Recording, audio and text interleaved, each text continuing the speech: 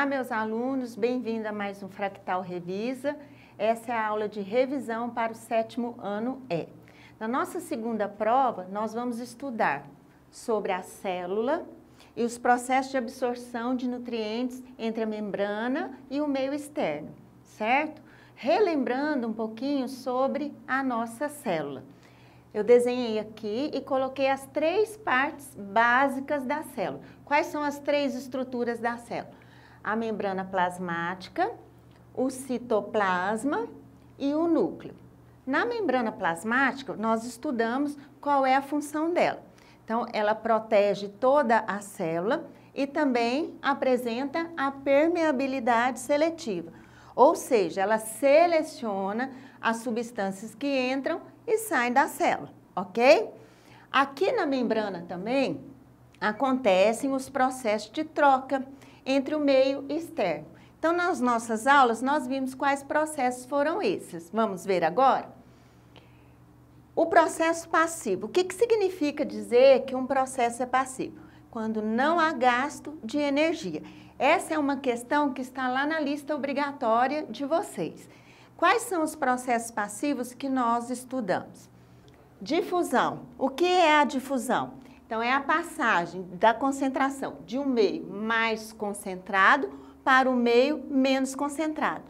A passagem do soluto de um meio mais concentrado para o meio menos concentrado. Essa é a difusão. É um processo passivo? Sim, porque não gasta energia. E a osmose? Na osmose, é a passagem da água, que é um solvente, né, de um meio menos concentrado para o meio mais concentrado, onde está o soluto.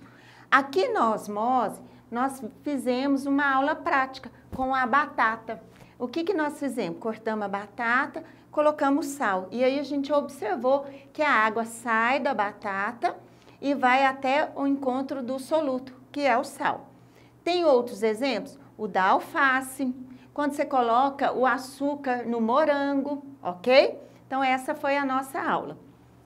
Bom, além disso, nós temos uns processos ativos da endocitose. Quais são eles? Fagocitose e pinocitose. A fagocitose é o englobamento de partículas sólidas. Acontecem com as amebas. Na pinocitose, é o englobamento de partículas líquidas. Então, os fluidos caem nas invaginações da célula e aí englobam as partículas, ok? Além disso, no nosso estudo, na nossa revisão, a gente vai ver algumas organelas citoplasmáticas. Vamos aqui no citoplasma. O citoplasma, então, tem a função o quê? De abrigar os órgãos da célula. Então, são chamados de organelas citoplasmáticas.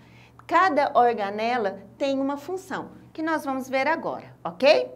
Então, aqui no citoplasma, nós vamos ver as funções das organelas citoplasmáticas.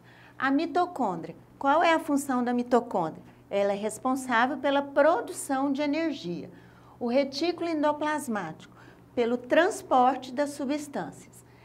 Os ribossomos têm a função de produção de proteínas. Complexo golgiense armazena substâncias. Centríolos é responsável pela divisão da célula. E o lisossomo, responsável pela digestão da célula, tá? Então, essa foi a nossa revisão para a nossa segunda prova. Boa prova para vocês, até mais!